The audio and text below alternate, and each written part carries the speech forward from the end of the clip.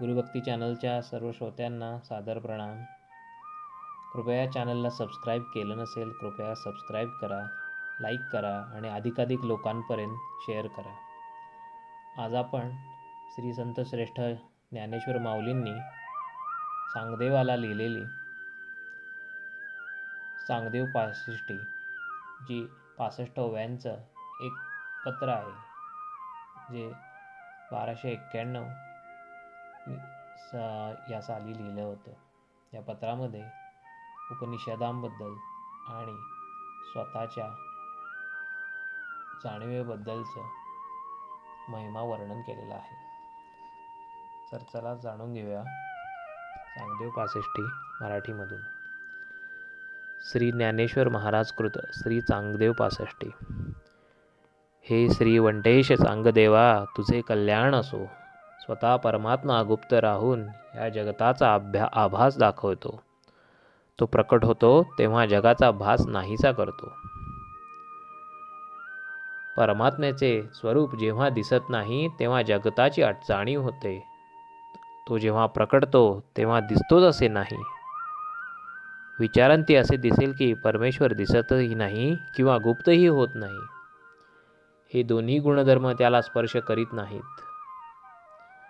स्वरूपाने परमात्मा विशाल होत असता भासमान जगात नाहीसे होत जाते. वास्तविक परमात्म्याने काही जगाचे रूप घेतलेले नसून सगळीकडे तोच पूर्णपणे व्यापलेला आहे. सुवर्णाचे दागिने घडवितात, परंतु त्यामुळे त्याच्या सोनेपणात मुळीच उणीव निर्माण होत नाही. हे जसे आहे त्याप्रमाणे स्वतः परमात्मा विविध आकारांनी रूपांनी नटला तरी त्याच्या मूळ परमात्मा स्वरूपात काहीही कमीपणा येत नाही. पाण्यावर अनेक लाटा उठत असतात, त्यामुळे ते पाणी लाटांच्या आवरणाने झाकले आहे असे वाटते. तरीही ते पूर्णतया पाणीच असते. हेच परमात्मा आणि जगत यांच्या बाबतीत आहे. परब्रह्म आणि विश्व यात काहीही फरक नाही. पृथ्वीवर अनेक लहान लहान कण, अनेक अणू, परमाणू आहेत. परमाणू हे पृथ्वीच्या रूपाने आहेत, म्हणून काही पृथ्वीचा पृथ्वीपणा नाहीसा होत नाही. त्याचप्रमाणे विश्वाच्या आविष्कारामुळे परमात्मा मुळीच झाकला जात नाही. कल्पना केली की चंद्रावर त्याच्या 16 कलांचे आच्छादन घातले आहे, तरी चंद्राचा निश्चित लोप होत नाही. दिव्याच्या रूपाने अग्नी दिसला तरी तो अग्नीच असतो. म्हणून म्हणतो चांगदेवा, तुला अज्ञानामुळे अविद्येने ज्ञानरूपी हा आत्मा हा वेगळेपणाने दृश्य आहे आणि मी दृष्टा वेगळा आहे असे भासते. परंतु मला मात्र या वेगळेपणाची जाणीव नाही. वस्त्रापैकी एखाद्या वस्त्राला लोक लुगडे म्हणतात, तरी लुगडे ज्या सुताचे विणलेले असते त्याचे सूतरूप कायमच असते. माती आणि मातीचे भांडे यांच्या बाबतीत असेच सांगता येईल. म्हणून म्हणतो, द्रष्टा म्हणजे पाहणारा आणि दृश्य म्हणजे जे पाहावयाचे आहेत ते अशा दोन्हीच्या पलीकडे परमात्मा तत्व ज्ञानस्वरूप असे आहे. हेच द्रष्टा आणि दृश्य या प्रकारांनी अनुभवाला येते. अलंकार रूपाने जसे केवळ सुवर्णच असते किंवा अनेक अवयवांच्या रूपाने अवयवीच असते. ईश्वरापासून पाषाणापर्यंत नाना प्रकारे पदार्थांची प्रतीती करून देणारे एक ज्ञानच असते. म्हणजे त्या त्या आकाराने ज्ञानच परिमाण पावलेले असते. भिंतीवर चित्रे दिसले तरीही त्या चित्ररूपाने वास्तविक भिंतींचीच प्रतीती असते. त्याप्रमाणे जगदाकाराने ज्ञानाचे म्हणजे परमात्म्याचीच प्रतीती असते. गुळाची ढेप केल्याने गोडीला ढेपेचा आकार येत नाही. अगर ढेप मोडल्याने गोडी मोडताही येत नाही. त्याप्रमाणे जगात अनंत प्रकारे द्वैत प्रतीती झाली तरीही ती परमात्म्याचीच प्रतीती आहे, द्वैत नाहीच. घडीच्या आकारात ज्याप्रमाणे वस्त्र स्पष्ट व्हावे त्याप्रमाणे परमात्माच विश्वरूपाने स्फुरत असतो. अविद्येच्या निमित्ताने अविद्याकाळी क्षणमात्र दृष्टी किंवा दृश्य आकारात अनुभवाला येणारा परमात्मा त्या आकाराच्या सुखदुःखाने सुखी किंवा दुःखी होत नाही. तो स्वतःच द्रष्टा किंवा दृश्य स्वरूपात असतो. आरशातील प्रतिबिंबामुळे बघणाऱ्या तोंडाला बिंबत्व भाव येतो. या प्रकारचे अविद्या ज्ञानरूप परमात्म्यास दृष्टत्व भावाला आणते. असे असले तरी दृष्टा अदृश्य इत्यादी भावांचा अनुभव परमात्म्यावर येतो. याचाच अर्थ असा की स्वतः परमात्माच दृष्टा, दृश्य आणि दर्शन या त्रिपुटींच्या रूपाने व्यवहार करतो. सुताच्या गुंजेमध्ये सुता वाचून दुसरे काही नाही. त्याप्रमाणे परमात्म्या स्वरूपावर दृष्टा, दृश्य, दर्शन अशा त्रिपुटींचा व्यवहार झाला तरी एका परमात्म्याच्या ठिकाणी भिन्न भिन्न भाव उत्पन्न न होता तीनपणापासून त्रिपुटी असते. केवळ मानेवरचे तोंड आरशाच्या उपाधीने स्वतः आपल्यासच पाहते. त्याप्रमाणे अविद्येपाधुनी दृष्टाशी भावाची प्रतीती येते असे वाटते. वरील उदाहरणात सवित्ती परमात्मा त्याच्या स्वरूपात भेद न होता अविद्यापाधीने दृष्टा, दृश्य, दर्शन अशा भेद झालासा असतो. तत्वतः तो भेद नसतोच. चांगदेवा, हीच अखंड अभेदाविषयी उत्पत्ती समज. अविद्येच्या योगाने दृश्याचा होणारा आविर्भाव दृष्टत्वाच्या व्यवहाराला हेतू होतो. पारमार्थिक दृष्टीने दृष्टा आणि दृश्यातील भेद पाहिल्यास विचार पांगळा होतो, म्हणजेच नाहीसा होतो. जेव्हा दृश्य नाही असे ठरते तेव्हा त्याला प्रकाशित करणारे ज्ञान कोणाला प्रकाशित करील? दृश्यापासून दृष्टत्व कोठे दिसते का? तात्पर्य, अध्यात्मा ज्ञानाच्या उदयकाली दृष्टा, दृश्य आणि दर्शन ही त्रिपुटी माळवते. ही त्रिपुटी मावळून जाते. दृश्य तयार झाले म्हणजे दर्शन आणि दृष्टत्व ही असतात. जर विचाराने दृष्टत्वच नष्ट झाले तर दृष्टा आणि दृष्टी या दोघांचाही अभाव होतो. याप्रमाणे अविद्येच्या निमित्ताने एकाच परमात्म्याची दृष्टा, दर्शनादी तिन्ही रूपे होतात. विचार जागृतीने या तिघांचाही नाश होतो आणि एकच परमात्मा राहतो. आरसा आणण्याच्या पूर्वी किंवा आरसा नेल्यावरही मुख जागेवर मुखपणानेच असते.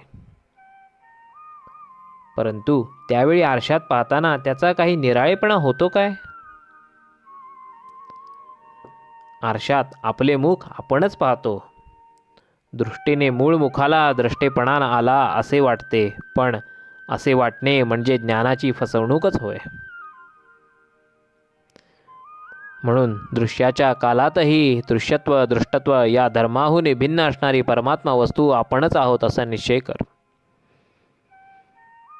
चांगदेवा, वाद्यातून निघणाऱ्या ध्वनीच्या आधी सामान्य ध्वनी हा असतोच, किंवा लाकडात अनुभवायला मिळणाऱ्या स्पष्ट अग्नीच्या पूर्वी सामान्य अग्नी असतोच. त्याचप्रमाणे दृश्यादी विशेष भाव नष्ट झाले तरी त्यांना आश्रयभूत ब्रह्मवस्तू असतेच. ज्या वस्तूचे अशी तशी, एवढी तेवढी इत्यादी शब्दाने वर्णन करता येत नाही, ती ज्ञानाचा विषय होत नाही, अशी ती परमात्मा वस्तू आहे. सर्व दृश्य वस्तू पाहण्याची दृष्टी डोळ्यांच्या ठिकाणी आहे, पण तो स्वतःला बघण्याच्या बाबतीत आंधळाच ठरतो. कारण तो पाहणे रूपच आहे. त्याच ठिकाणी पाहणेपणाचा व्यवहार होत नाही. त्याप्रमाणे परमात्मा ज्ञानरूप आहे, म्हणून तो आपल्या ज्ञानाचा विषय होणे शक्य नाही. ज्या ज्ञानरूप परमात्म्याच्या जवळ अज्ञान कालत्रयी नाही, तो स्वतः ज्ञानरूप असल्यामुळे त्याच्या ठिकाणी जाणण्याचा व्यवहार कसा होणार? म्हणून केवळ मौन हेच ज्याचे बोलणे, काही नसले तरी असणे, काही न होता लाभणे, अशी सर्व गुण धर्मशून्य अशी ती परमात्मा वस्तू जीव जेव्हा कोणत्याही बाधेने युक्त नसेल तेव्हा प्राप्त होईल. किंवा अनंत ज्ञानाचे व्यवहार झाले तरी त्या सर्व व्यवहार संबंधाला सत्यत्व देणारे जे एक ज्ञान असते, जसे लाटांच्या अनंत मालिकेमध्ये पाणी एक रूपाने असते, जे कोणाला दृश्य न होता स्वरूपाने दृष्टेपणाने एकटे असते, त्या ज्ञानाचे शब्दाने कितीसे वर्णन करावे. ते अद्वितीय आहे, म्हणजे आपले नातेवाईक आपणच. परमात्मा वस्तू अस्तित्व रूपच असल्यामुळे तिचे अस्तित्व अन्य दुसऱ्या कोणाच्या अस्तित्वावर अवलंबून नसते. कोणाला विषय न बनविता स्वतःच प्रकाशमान आहे आणि अन्य दुसऱ्या कोणत्याही भोग्य पदार्था वाचून स्वरूपाने आनंद स्वरूप आहे. चांगदेवा, ज्या परमात्म्याला वटेश्वर इत्यादी अनेक नामे आहेत त्याचाच तू पुत्र आहेस. अरे कापराचा कण हा कापूर रूपच असतो ना, तसा तू परमात्मा स्वरूप आहेस. आत्म्यात आणि परमात्म्या एक ऐक्य असते. तुझ्या माझ्यात तसा ऐक्यभाव कोणत्या रीतीने आहे ते तू आता ऐक. तू परमात्मा स्वरूप आहेस, मीही असाच परमात्मा स्वरूप आहे. म्हणून तुझ्यात आणि माझ्यात अभेद आहे.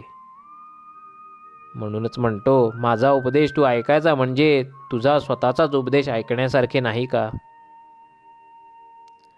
अरे उजव्या हाताने त्याच्या डाव्या हाताला मिठी घालावी तसे हे आहे.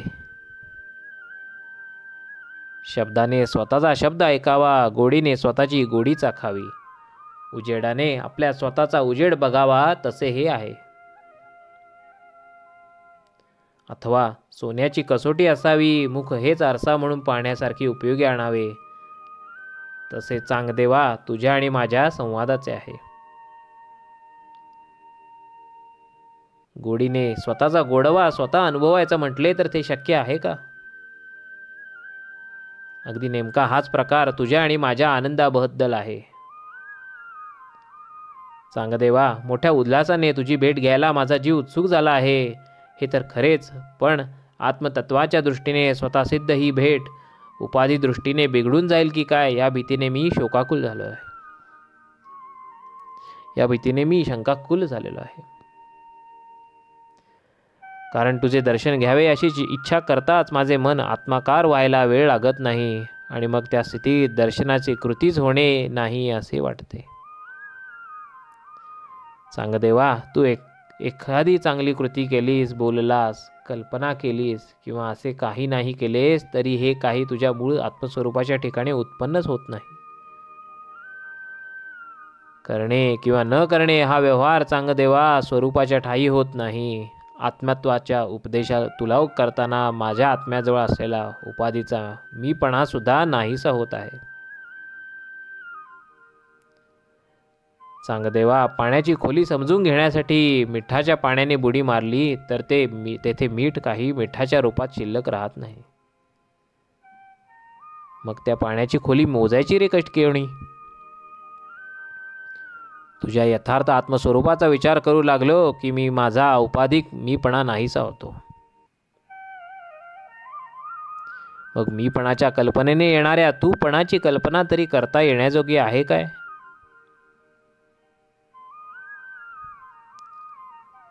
एखादा माणूस झोप येताना ती कशी येते, निद्रा हा कसला पदार्थ आहे हे जाणून घेण्याची इच्छा करतो. पण निद्रा कोणत्याही पदार्थाच्या रूपाने त्याच्यापुढे आली नाही म्हणजे तो माणूस निद्रा जाणून घेण्याच्या भूमिकेस मुकतो.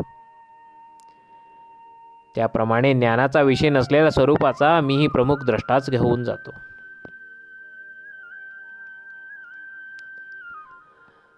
दाट अंधारात बसले की तिथे सूर्याचा प्रकाश मिळायला दूर राहतोच, पण स्वतःचे भान नाहीसे होते. त्याप्रमाणे तुझ्या स्वरूपाचा विचार करताना माझा मीपणा आणि तुझा तूपणा दोन्ही नाहीसे होऊन फक्त एक आत्मतत्व काय ते शिल्लक राहते. बोटाने डोळा दाबला की त्याच्या जोरावर आपल्याला चित्रविचित्र पदार्थ डोळशी समोर भासू लागतात, पण हे दाखविणारा डोळा मात्र अनेक रूप होत नाही आणि अनेकत्वाचा प्रकाश दाखवल्याखेरीज मात्र तो राहत नाही. त्याप्रमाणे आत्मैक्यामध्ये अभेदापणे प्राप्त होऊन तुझा माझा अभेद मात्र मी तू पणापासून सिद्धच आहे. मी आणि तू या उपाधीस बाजूला करून आत्म्याच्या एकत्वाने मी जशी भेट घेतली आणि तिचा उहापोह केला, इतका वेळ त्या स्थितीचा अनुवाद केला, तशाच रीतीने तू ही स्वतः सिद्ध भेटीचा अनुभव घ्यावास. अन्न सेवन करणाऱ्याला पदार्थाचा स्वाद आवडला तर त्यातील रस जेवणाऱ्याच्या रुचीला जेवू लागतो. म्हणजे रुचीचा उपयोग रुची हीच घेते किंवा पाहणाराच आरशाच्या मिशाने स्वतःच बघतो. अप्रमेय परमात्मा विषद करणारा आणि प्रमेयांचे साधन असा जो शब्द त्याला गिळून टाकणारी अक्षरे गुंफून तुझ्या माझ्यातील ऐक्याचा हा संवाद लिहिला आहे. स्वतःच्या प्रकाशनाने दिवा आपले स्वरूप उघड करतो, त्याप्रमाणे मी तुझ्या माझ्यातील एकत्वाची स्थिती लिहिली आहे. तिच्या सहाय्याने तू आपले यथार्थ आत्मस्वरूप जाणून घ्यावेस, म्हणजे मी ब्रह्मस्वरूप आहे अशा बोधात तू राहा. तुझा आत्मभाव स्पष्ट होईल अशी गोष्ट मी तुला सांगितल्या आहेत. त्यांच्या मदतीने तू ज्ञानदृष्टी मिळव, म्हणजे आपली भेट घे. चांगदेवा, तू योगेश्वर युक्त असलास तरी त्याच्या सान्निध्याने उदित होणाऱ्या अहम मम या अध्यायाचा त्याग करून असंग कुटस्थ आत्मा म्हणजे मीच आहे याची निश्चिती करून घे. यामुळे आपण आपणास भेटलो असे होतो. प्रलयाच्या वेळी सगळीकडे पाणीच पाणी होते, ते सर्व प्रवाहांचे उगम आणि प्रवाहसुद्धा नाहीसे करते. त्याप्रमाणे तू करावेस, म्हणजे तू स्वगत, स्वजातीय, विजातीय, संबंधशून्य असे ब्रह्म मीच आहे या दृढ निश्चयाने देशादेकातील अनात्मभाव नाहीसा कर. चांगदेवा, तुझा यथार्थ सच्चिदानंद आत्मभाव हा नामरूपातील आहे. त्या स्वानंदाच्या अनुभवाने तू सुखरूप हो.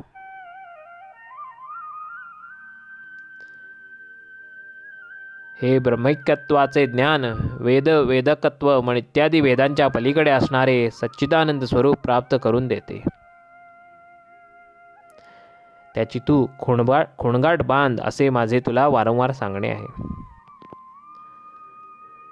चांगदेवा, तुझ्या पत्राचे उत्तर देण्याच्या मिशाने माझ्या श्री गुरुनिवृत्ती राजमाऊलीने माझ्याकडून तुला उपदेश करविला असे नाही, तर मोठ्या लोभाने रसभरीत आत्मज्ञानाचा मलाच खाऊच दिला.